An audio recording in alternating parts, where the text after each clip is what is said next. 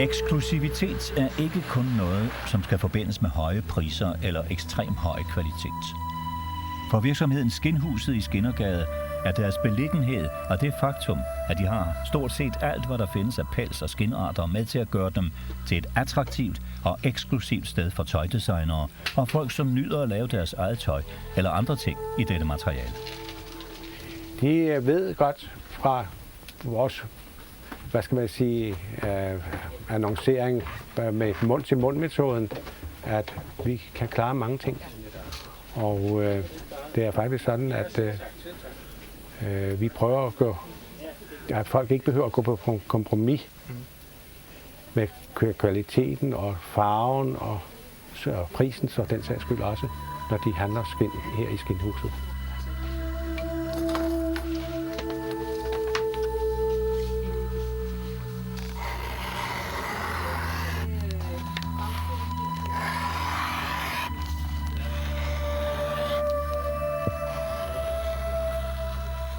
Men skind er ikke noget, som man alene finder i specialbutikker som Skinhuset i dag. Så kan det ikke være vanskeligt at klare konkurrencen fra det øvrige marked? Det kan det selvfølgelig godt. På den anden side set, så er mange af de produkter, der får sit meget få farver. Og når der er nogle kunder, der vil have specielle farver, så er vi jo altså på banen. Og vi er i stand til faktisk at klare så mange forskellige farver. Ikke alene modefarver, men også regulære farver, så at sige, til netop de ønsker, kunderne kan have. Men det er også lækkert. Ja, det er også ret lækkert. Og det er også godt til en hund. Ja, men jeg tror, fordi det der har du ikke... Men det her vil jeg godt have med til. Ja. Skinhuset er med over 500.000 kvadratfod skind og læder på lager Danmarks største læderhandel. Virksomheden har mere end 77 års erfaring som storleverandør af alle typer skind og læder til industri, håndværk, institutioner og kurser overalt i Skandinavien. Produktinformering og rådgivning forventes i stigende grad fra kundernes side. Og dette ønske forsøger Skinhuset at imødekomme via internettet.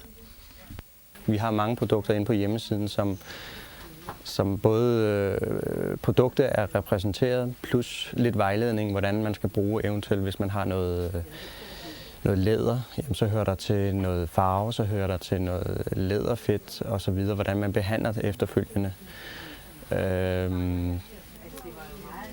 Vi ved ikke rigtigt, om vi sparer noget tid i butikken, at folk kan gå ind og læse om det selv. Det tror vi ikke, fordi der er sikkert mange andre ting, som kunderne gerne vil have at vide, som vi så er nødt til at forklare dem i eventuelt butikken eller per telefon. Udover at det bare er varen, jamen, så kan der måske være en lille historie med varen, og så de gode råd og trends osv., som vi fanger rundt omkring hos vores kunder, som kommer ind i butikken, fanger vi måske, og så lige skriver dem ned, og så sætter dem ind på hjemmesiden. Gennem de seneste år er der blevet sat mere fokus på brugen af skind, læder og pels i flere forbindelser. Eksempelvis bilproducenter og rollespillere, som skræddersyr deres kostymer og ikke mindst til tøj.